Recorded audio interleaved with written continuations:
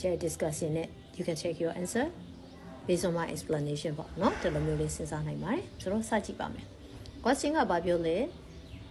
economic hypothesis ကို support လုပ်ခိုင်းတယ်ဆိုတော့ဒါကျတို့ရှိမှပြောတဲ့ strategy ရဆိုရင်တော့ hypothesis ကို directly dive လုပ်လို့ရတယ် hypothesize that ဒီနေရာနေဝင်လို့ရတယ်เนาะ column လင်းလာတဲ့ကြောင့် blank ရဲ့နောက်မှာထည့်မှာဒီ blank ရဲ့ရှိတဲ့ဘိုင်းက describe လုပ်ခဲ့တဲ့အကြောင်းအရာနဲ့အတိအကျ directly support လို့ပြောတဲ့အကြောင်း same direction နဲ့သွားမယ်ဒီ hypothesis မျိုးယူဆဖို့ဆိုရင်ဘယ်လို situation မျိုးဒီ support လုပ်လဲပေါ့နော်ဒီကနေမိကုန်းတွေကိုဖြေရမှာဆိုတော့ဘာကို hypothesize လုပ်လဲဒီနေရာမှာချက်ကဒါ fix အနေနဲ့ပြောတာမဟုတ်ဘူးအဖြေစဉ်းစားတဲ့အခါမှာ hypothesis ကို base လုပ်ပြီးစဉ်းစားဖို့ပြောတယ်ကျန်တဲ့စာကြောင်းတွေဒီအကယ်၍များ hypothesis ကိုဖတ်တဲ့အခါမှာကိုယ့်အတွက် clear point မရောက်ဘူးဆိုရင် background information တွေကိုလည်း absorb လုပ်နိုင်ပါတယ် test ကပြောတဲ့အတိုင်းမှာပဲ economics ဒီ mortgage rate တွေအကြောင်းကိုလေ့လာထားတယ် chat ဒီလည်း fixed rate mortgage average in the United States ကဟာကိုပေးထားတယ်เนาะဒါဆိုရင်ပါမေးတာလေသူက relatively recent recession that hypothesis ကစဖတ်ပါမယ် started in early 2020လို့ပြောတဲ့အတွက်ကြောင့်ဒီမှာ2020အစုံပိုင်းလေးမှာကျွန်တော်တွေ့ရပါမယ် early 2020အစုံပိုင်းလေးဒီမှာပေါ့เนาะအဲ့ဒါကစပြီးတော့မှ interest rates တွေဒီ variety of loan products တွေမျိုးပေါ့မှာdecrease ဆိုတော့အတိုးနှုန်းတွေ short ပေးမယ်လို့ပြောချင်တဲ့အထိပ္ပယ်ပေါ့နော် short ပေးမယ်ဆိုတော့ဒီရဲ့ reduce decrease ဖြစ်မယ် interest rates တွေ decrease ဖြစ်မယ်အကြောင်းကို figure မှာကြည့်မယ်ဆိုရင်လည်းရှေ့ပိုင်းဒီမှာဘာဖြစ်နေလဲ before 2020မတိုင်ခင်မှာတော့ဟိုလုံးဝသူ2020နောက်ပိုင်းထက်ဆိုင်ရင်ဒီနောက်နဲ့ဆိုင်ရင်ဒီရှေ့တစ်ပိုင်းဒီ sorry ဒီနောက်နဲ့ဆိုင်ရင်ဒီရှေ့တစ်ပိုင်းဒီဘာဖြစ်နေလဲ increase ဖြစ်တာတွေ့နေရတယ်ဒါဆိုရင်တို့ရှာရမှာဒီ would decrease ဆိုတဲ့ point ကို reflect လုပ်တဲ့ context မျိုး statement မျိုးရှာရပါမယ်နော်ရောသွားနိုင်ခြေရှိတယ်ဆိုတော့အရေးသားကိုရှာရမယ်ဆိုတော့သူကလည်းပြောတယ်ဘာလို့လျှော့တာလဲနော် loan products တွေ central banks တွေဒီ lower interest rates တွေဘာလို့လဲ cost of having loans less expensive ဖြစ်အောင် economic recession တွင်မှာသူလျှော့ပေးတယ်လို့ပြောပါတယ်ဒါဆိုစီးပွားရေးကျနေတဲ့အချိန်မှာဘန်တွေကအတုံးလုံးတွေလျှော့ပေးတာပေါ့နော်ဒီ message အတိုင်းပဲ2020နောက်ပိုင်းမှာ early 2020ကစပြီးတော့ဒီ interest rates ကြီးကျမယ်ဆိုတဲ့ message ကိုကျွန်တော်support လုပ်ရမှာเนาะဒါဆိုဘယ်လို contest တွေ support ဖြစ်နိုင်ခြေရှိလဲအေးကြီးอ่ะ US mortgage rate တွေ relatively low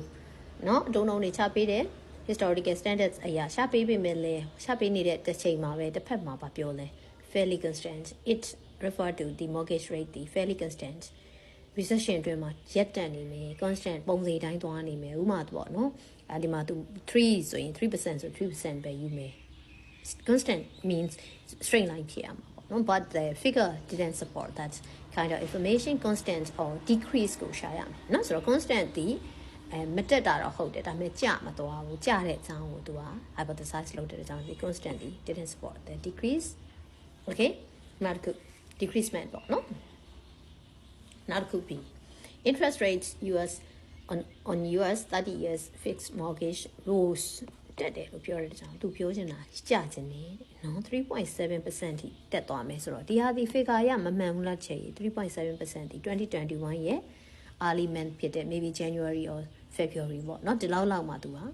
ဒါ 2020ရဲ့အစပိုင်းမှာသူတက်တဲ့ပုံစံတော့ရှိတယ်ဒါပေမဲ့သူက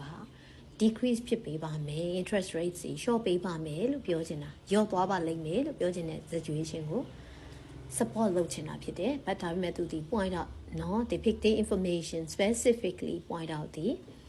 increasement ကိုပြောတဲ့အတွက်ကြောင့်ဒါဒီ hypothesis တွေက decrease ကိုလောက support မလုပ်သေးဘူးလို့ပြောနိုင်ပါတယ်နော် opposite answer ပေါ့ in rows လို့ပြောတဲ့အတွက်ကြောင့် how about CGR US 30 years fixed mortgage rates တွေ for example အပြင် January means mostly ပေါ့နော်အများစု decrease throughout 2022 5 year lower of less than 3% ထဲ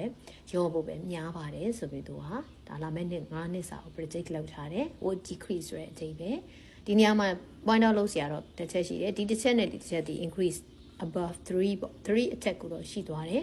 ဒါပေမဲ့သူသုံးသွားတဲ့ January decrease လုပ်မယ်ဆိုတဲ့ဟာဒီ would decrease လုပ်မယ်ဆိုတဲ့ January statement ကိုဒီ point နှစ်ချက်ကလည်းပြီး January ဒီနော်နောက်ပိုင်းမှာ2020နောက်ပိုင်းမှာရော့သွားမယ်ဆိုတဲ့ situation ကိုပြောနိုင်ပါတယ်ဒါကတော့ကျွန်တော်အပြေမှန်မှာ confirm လုပ်သေးနိုင်သေးရင်ကျွန်တော် don't forget to check all these options တွေအကုန်လုံးစစ်ဖို့မမေ့နဲ့ maybe anywhere နော်ဘယ်နေဟာဆို trap ဖြစ်သွားနိုင်ပါတယ်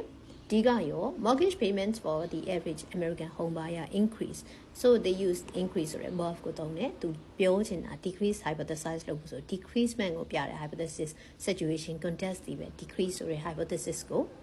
support လုပ်တယ်ဒါကြောင့်သူဒီလေ increase ပြောတော့သူငယ် sorry တာငယ်ရဲ့ answer ဝယ်ပြီး